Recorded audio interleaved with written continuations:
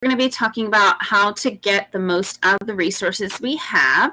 And that is a common thing that you're going to discover as a teacher. And we have lots of ideas and suggestions for you. Tonight, I have a couple of colleagues with me. I'm Jen. I am a kindergarten teacher. This will be my 17th year in kindergarten. No, I am not crazy. It's actually a lot of fun to be in kindergarten. And go ahead, girls, you can introduce yourselves. My name is Samantha Hall. I am, you've probably seen me before. I'm a product manager. Came from marketing, and before that taught for 5 years in the classroom. But not kindergartners, because that's totally. No. I'm Melissa, and I am a middle teacher, and this is my 4th year teaching. So tonight we're going to talk about never having enough to go around in the classroom. And every year there's going to be budget cuts, and then the next year there'll be more budget cuts or budget shuffling, whatever you might call it to make it sound pretty.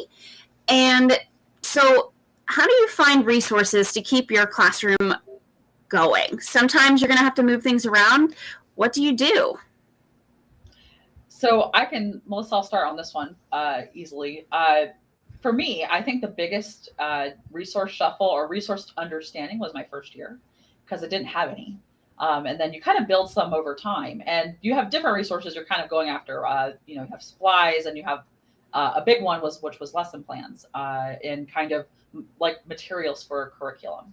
And so I think I took like a different track on both, but I have to say, like the first resource, the person who's going to give you the most resources is another teacher. I cannot say enough. My first year, I had multiple teachers walk in my classroom and just hand me stuff. One handed me a thumb drive of all of their lesson plans for the entire year for government and economics. And I was so thankful, because at least I had a place to start. So those around you, the teachers, they do want to help you. But in cases where, you don't have access to that kind of thing, there's so many apps out there that are willing to help. You could type in free resources for teachers on Google and find just a plethora of things. Class Tech helps you with parent communication, but if you need help with curriculum, there's so many resources out there.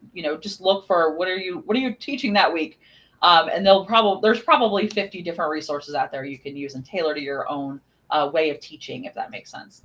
And in terms of supplies, I got really lucky.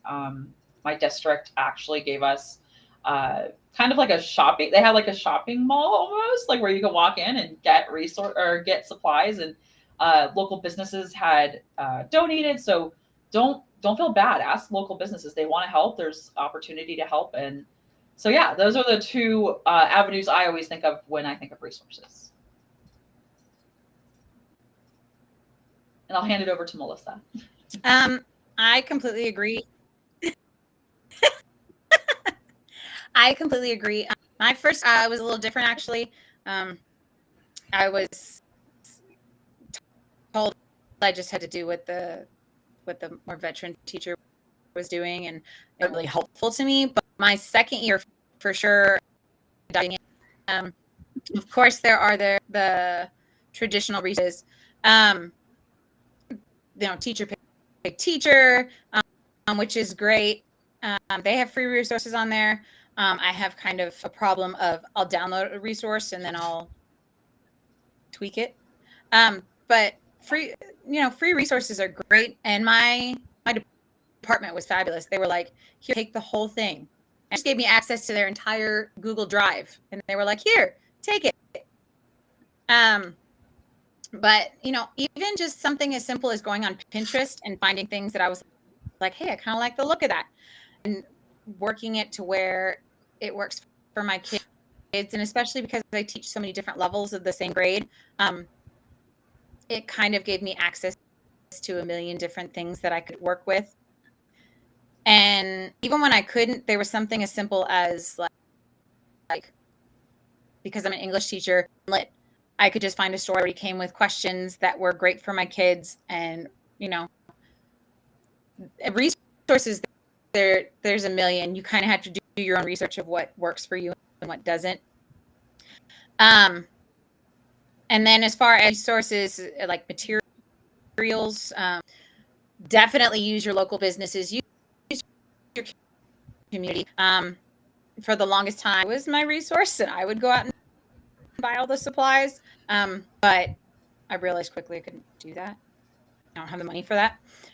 So, and you know what? Your parents. Some parents are absolutely 1,000,000% willing to give you as many extra supplies as you need to make it work for your kids. So use whatever resources you can find around you. You don't have to be ridiculous about it. So I started teaching in the dinosaur age when we didn't have Pinterest and Google things. I mean, Google existed, of course, but we couldn't just like go on, and you didn't just like go on and search things. And we didn't have teachers pay teachers. And I know that some districts don't allow teachers to use that. And so we didn't have that accessibility when I started, and a lot of you are going to be starting with a whole bunch of supplies from a former teacher. I've read some stories on social media because I've been helping out with some of the social media things, and there are some really interesting rabbit holes you can go into about that. But when you get a whole bunch of things from a veteran teacher, my rule of thumb for that is keep the things that you can. Obviously, if like there's leftover food or things like that, you don't need to keep those. But keep those supplies and books and things for a year.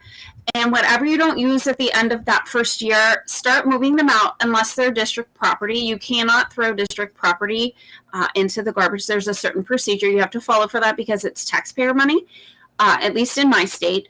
But keep that stuff for a year, see what you need. And if there's things that you don't need after that, then check with your district, go about donating it or giving that to send it home with kids. If you have a surplus of read aloud books that you just don't need, I send books home with kids when I clean out my library. Some kids don't have access to books. I know each state has things going on with that right now too, but I try to get books in hands because some kids, they just, budget has to go certain places and books don't always get a top priority because other things are just more important for life. And so I send those things home. But after that first year, then start making those decisions of, keep it, donate it, throw it away.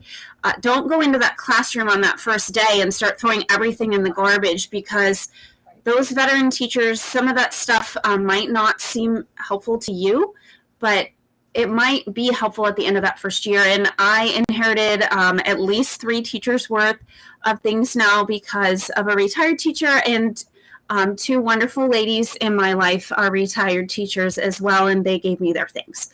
So if people are giving things away, always take a look, think about it, think if you can use it, think if a kid that you know would treasure something like that. That's another great place to get things. Also, another great place is coming up here in about a month. All those stores that overstock their school supplies are going to start clearancing that stuff out. Before you know it, you're going to want to get to the Targets, the Walmarts. Everything's going to be 70% off, 90% off. You're going to want to go to those things and pick them up because you're not buying things at full price. And then you can donate to your child's classroom, your own classroom, those kids that don't have all of their supplies that they need for whatever reason. It's not our place to judge why they don't have them. It's just our place to make sure every kid feels included in our classroom. We get them what they need. Teachers provide. That's just part of our job. We don't want kids to feel left out. Go to those places, get those things, crayons, 10 cents, notebooks, 5 cents. Stock up on things for next year. I also do that after holidays. When holiday things go on sale, I go and pick up those other things and get things for kids that are going to need them. Also, you could go to places from the comments. Some churches have giveaways. We also had a church in our community adopt our school, and they even decorated the boxes for us with these adorable little motivational sayings. And they filled the boxes, and it took years to use all of the pencils that they gave us. Just make sure you're on the lookout, and tissues, anything like that. teachers can use those. So if you're also a parent, send all the tissues. We always can use those. All the tissues. All the tissues. And for our new teachers, we're hiring 9 new teachers in my district. I've been working on a Wakelet for them, which is just kind of like professional Pinterest. If you don't have a Wakelet, highly recommend it. And I have been vetting all of the Teachers Pay Teachers resources for them because I have a little more experience with that. And I want them to walk into their classroom and have things that they know are good sources to use. So that's our next question is, how do you vet your free resources and make sure that they're the best resources for your students? Run it by a mentor teacher, an experienced teacher in your building. Use what your advisors are telling you. Our head of curriculum is running a mentoring program this week for 3 days, and she takes input from some of our subcommittees and goes over that with them. But I made a massive science of reading and science of math Wakelet to share with them because I want them to enter the building on the first day with students and already have access to quality information. And it includes different shops on Teachers Pay Teachers that we know have quality information. You want to make sure that you're using good stuff. So girls, what do you guys do to vet your sources? So I was in a unique situation where I never used Teachers Pay Teachers. Just didn't work out that way. And for 5 years, I didn't use any. That said, our district took a lot of care in making us understand and putting us through classes and PD about taking the standards and unpacking them.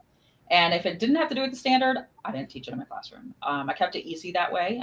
It makes it easy. If it didn't answer the essential question for the day, then we didn't use that content. I also, like I said, I had a teacher walk in, gave me a thumb drive of all their lesson plans.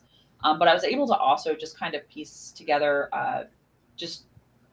different kinds of, I had another teacher who had a binder full of other things. And I was able to piece together using what I wanted to teach and what I thought I could teach well to make my own curriculum, I guess, for the year. But all said and done, we had it's not, I don't know if you guys' district does this, but we had a curriculum map and it was very detailed. Like, what you're teaching week to week, what standards you had to cover.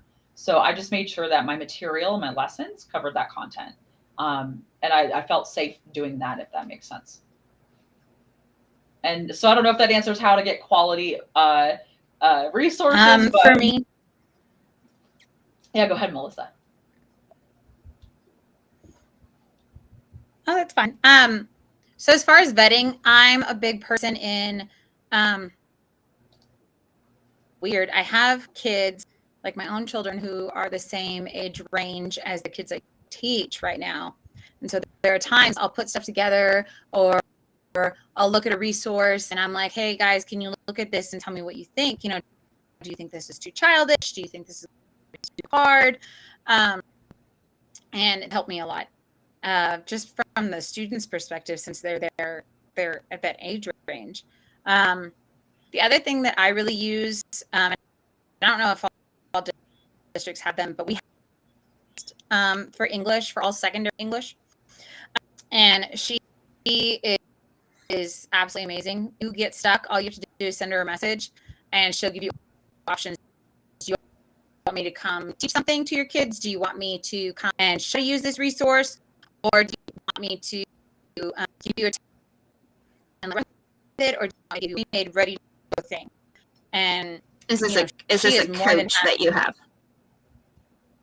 Yes, she's at the home office, but she is fabulous. She will go above and beyond. So she already goes through the process of saying, maybe don't use that one, and this is why you shouldn't.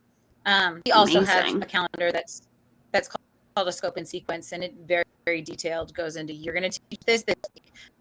You're going to teach this week. So it helps me not to be overwhelmed, to go, oh my God, there's stuff in this unit. Oh my God, how am I going to teach it all? So. And I just posted this on my Instagram, my Teachergram, and it's a quote that says, "You can't compete with me because I want you to win too." It's not a contest to see who can be the best. You're not going out to try to find the best thing to make yourself look better than everyone else. My team is 7 teachers, and we're at 2 different buildings. So we do a lot of emailing and texting and file sharing between each other and saying like, hey, I found this on this topic. Do you think it'll work? Do you guys want to use it? So that we can kind of be on the same page. And we vet our resources that way too. We just moved our curriculum to an online document to make things easier so that we can all see it. And parents can also see it too. They can kind of see like the overview of things, and then there's a teacher section as well that we can go in and add the files to so that everybody can go in and see them. So we talked about supplies a little bit and how hard those can be to get, especially these days. There's a lot of different factors going into budgets, and there's sites like Donors Choose. Amazon wish lists are really big right now if you have any kind of social media. So has anybody used those before? In my district, we're not allowed to use Donors Choose. And the reason being that the same people end up discovering those and donating to them all the time. And we don't want those people to always feel like, gosh, these teachers always need something. We want to make sure that, the tax dollars are being used appropriately. And we also have class tag goods, which is very different from those when you use class tag goods. I've been doing kind of a mini research study on this. So class tag does all the work for you. You make your wish list right now. You share your wish list online, and you can win a lot of the contests that class tag is doing. You don't have to post to your families and friends. You don't have to do all of that. If you get picked to win, it's as simple as posting your list or sharing a story, and then it goes right into your account. Some of those other ones are a little more difficult, and you're kind of putting yourself out there for donations. What are your experiences? Because our district, in my particular district, we had, and I should explain this a little bit more. There's like have a building full of a bunch of supplies, and you get like 15. Like you get to pick. So this is a shopping mall, then, like you said. Right, like literally like a shopping mall, and you go in and you pick a bunch of supplies. So luckily, I didn't have to source much. Our district also did grants though, so they would do very small, like $1,000, all the way up to $5,000 grants for some big thing you wanted to do that was going to take a good bit of money. And they were not hard. You would tell them what you were going to use the stuff for and what success looked like. And I thought that was really cool. Of course, from a product manager side, we made goods with the idea that you already have your community here and they want to help. They just don't know how. So that's kind of what our thought process was when we created goods, is giving the community access to help you out, because I know how teachers are. I know how I was. I didn't want to ask for help. I did not want to send a supply list home to every parent and say, you have to bring this in, when I know that there were parents who could not do it. But then you would have a parent over here, who could do 3 times the amount, and they didn't care. They just needed to know what you needed. So I think it gives you a little bit more control over the supplies that enter your classroom, and you make sure you get what you need, and you have a community already built in to help you out. I never had to use Donors Choose or an Amazon wish list run around when I started when I was teaching, but it really does start and end with a community. Even our shopping mall was funded by the community, by the local businesses. So I keep going back to that. The community wants to help you out. Let them help you out, kind of thing. For us, we don't have a shopping mall. I'd like to have one of those. I think I'll need to talk to our new superintendent. Me too. That sounds fabulous. But for me, I have an Amazon wish list for my classroom. I share it, but I've never had anybody help with it. So that's really just for me to remember basic stuff that I need, like when my rain falls out. I've never used Donors Choose. I do use class tag goods. It really, what else I love about class tag goods, and it might just be me because apparently I have a squirrel brain, but I don't get distracted by, like, when I go on Amazon, I'm going to be like, ooh, pretty. And I don't have that problem with class tag goods. I'm like, okay, I need this stuff. And I don't have to worry about getting distracted for the most part. I think Amazon's designed like that. I think it's intentional. 100% Pretty sure. Like it's connected to my brain going, she really wants this, show it to her. And then I go down a rabbit hole I shouldn't have gone down. We being a teacher at a Title I school, a lot of my parents, they really can't afford barely the basics. And I do have parents who are like, hey, I want to help, but I really can't. Or I got these from the dollar store. Is that okay? I don't care if you found it at the bottom of your purse. I don't care. But for me, it's really been using class tag goods, and then any donations that we can get from what we call PI partners, so our community partners, is really the only way that I'm able to get supplies other than what I buy myself. I think the goods, especially this summer, Class Tag has really done an excellent job of reaching out and trying to get, and we realize we can't reach every teacher in every classroom, because if we could, we would. We'd give everybody money in their account if it was possible. But we're trying to reach as many people as possible. If you haven't shared your wish list link on one of the posts, go to the Facebook page, Instagram, Twitter, one of those. You'll know which post it is. There's a couple of them are pinned at the top, and there's also weekly giveaways that you can share your list on. If you need help, you can send a message, a direct message, private message. You can click the bubble in your Class Tag account, and we'll help you, because there's always people checking. Sometimes in the middle of the night, I don't know who that is. Probably me, because we want to help you. We want you to have a good experience. When you're a new teacher, there's so much going on, and we know what is going on in the news about teachers and people leaving, and we're glad that you're joining us. We're glad there's new teachers coming into the classroom. There are still great things happening in America's classrooms right now, and we want you to be part of our team. And it's really a big team. All of us are on the same team. And there's so much different going on too, especially in the primary classrooms like K-3 and even K-5, with trying to figure out the right way to teach kids to read. A lot of us haven't learned that in undergrad or even grad school. And there's a lot of confusion about my resource that I have, even in my curriculum resource from the publisher doesn't have the right stuff in it. The things that I'm looking at online, I don't know if they're the right things either. So there's a lot of discussion and growth, and it's hard and it's a long road.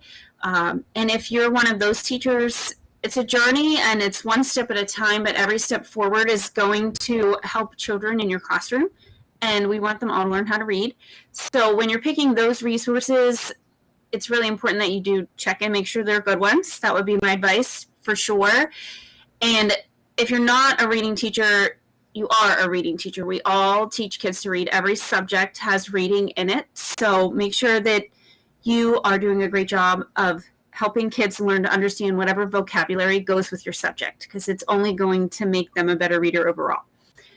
Do you girls have any other advice for our new teachers out there? For new teachers, guys, it's okay. It's the first year. Hang in there. I say this with I always say this with a little bit of humor, because steal from the other teachers. It's okay. Like, they expect it. Stealing is good in teaching. It's very strange, because it's sharing, really. At the end of the day, everyone wants to help. You said it before, Jen. It's not a competition in teaching. We're all in the same boat. We all have the same destination. We want to help students. Even, when I left teaching, I still have the same passion in mind. At the end of the day, it's about the kids. And if you just keep that in your mind, you'll get through your first year. I would say work-life balance, but, and most teachers are overachievers, and they're not going to do that. So, well, that's a whole nother hour-long discussion on the work-life balance, and I can't host that one. Sorry, everyone. I'm not the person for that one. Right. But, just hang in there first year, and it'll be fine. Keep students at the top of the list. Use the resources you have, and steal and share from other teachers. I completely agree. Use what you have. Although, there are those teachers, and I'm just trying to be realistic. There are teachers who it is a competition. I can't have access to my stuff because that's my stuff. You need to find the positive teachers who will help you no matter what. And, are always willing to help. Even if a little thing here and there, hey, can you help me with this issue? Or, hey, can you help with, with this student? Had them last year. And the other thing is, guys, here at Class Tag, we're all in the same boat. Like we've said, please ask one of us. Please reach out. We are happy to help, share, guide, whatever you need. Okay, be there for in case you need to have a little breakdown. You're gone for the day. Please, we've been in this game. We know how it works. So please reach out if for some reason you can't find a resource close to you to help you. Thank you for adding that. I was going to say that too. The Ed Lounge can be your colleagues. If you're having a tough day at your school or you're at a small school, whatever your situation is, we're not here to judge you. If you need someone to talk to, come to the Ed Lounge. You're not ever alone. There's 5,000 plus members in there. Obviously you're not going to bash your school district by name or use names of certain people in your district, but if you just say something, I'm having a tough day, I need someone to talk to, someone can send you a private message and you can talk about it, but you always want to be respectful and make sure that you're using the rules of confidentiality. And you can definitely talk about your feelings and vent a little bit without revealing anyone's name specifically, but you can always find someone to help you on those tough days. That's something that we've learned through the pandemic for sure, is that it's not just you and your school. There's a huge community of educators out here that care about you. We might not know you personally right now, but if you need us, we'll get to know you and help you. Definitely. And we're going to share a little bit about how to do the wish list if you are not familiar or need a refresher on it. So on the screen, we have the main page for when you log into your classroom. And you're going to go to the top where the 3 bars are, as I like to call them, and go down to goods. It has a little cup there with some tools in it. And then you'll be kind of in the home screen of goods. Then you want to click on... Does that say rewards? I can't see. It does. It's the rewards tab. Thank you. Sorry, my screen is small. And then things are sorted into category. If you're like me, I kind of shop like Melissa does on Amazon. I'm like, well, I clearly need to check every category in case there's something new that I missed. So I go into each category and click on every single one just to check it out. And if you shop like me, go for it. If you are a little more focused like Melissa is, you can go to each topic and find the things you're looking for. And there's all sorts of things on there. Sometimes there are deals for less points. The laminator was on deal for a while. I definitely picked up one of those for my classroom. And there's things from tools, supplies, all the way to games for your classroom, whatever you might need. And can I throw in right now? I know Stacy, tech is great, but one of the really cool things about, and I hate to skip this, but we do seasonal stuff too, right? So if you're having a party in your classroom, we will have probably some kind of seasonal thing to help you out. So right now, we'll have some bulletin board things because you're starting your school year. So we do keep track. We know that you guys like certain supplies during certain times of the year. That's super helpful because we do, some schools do big budget order, like a year in advance. You have to order by like January, depending on how your budget year works. We do an order as we need. And right now things are sold out. So it's hard to get what we need. Right now, also on your screen, you can see there's a raffle for the Samsung Galaxy Chromebook. A few weeks ago, we did the laminator giveaway, and several lucky winners got to get a laminator. Right now, you can go in and you just click on a few very simple directions. The hardest part for you would be logging in. So once you get to this screen, you just follow the directions, put it into your cart. Make sure nothing else is in your cart or that might complicate your process. So you want to make sure your cart's empty, add this in, and just follow the directions to check out. And you'll be entered to win one of the Chromebooks that we're giving away. And then you'll get a confirmation email shortly after you enter it.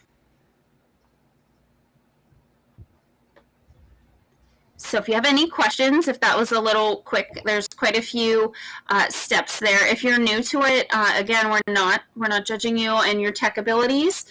We all have taught through the pandemic of COVID live stream. Here's your new device. Try to figure that out, and it doesn't work, and we'll walk you through it. So I can troubleshoot 20-some iPads while live teaching. So don't worry, we're not judging anything that you might be struggling with. Just drop us a note somewhere, either on the question mark bubble at the bottom or on social media, and someone will get back to you and help you with whatever needs you might have. And if it's not about goods, we can also help you with that as well.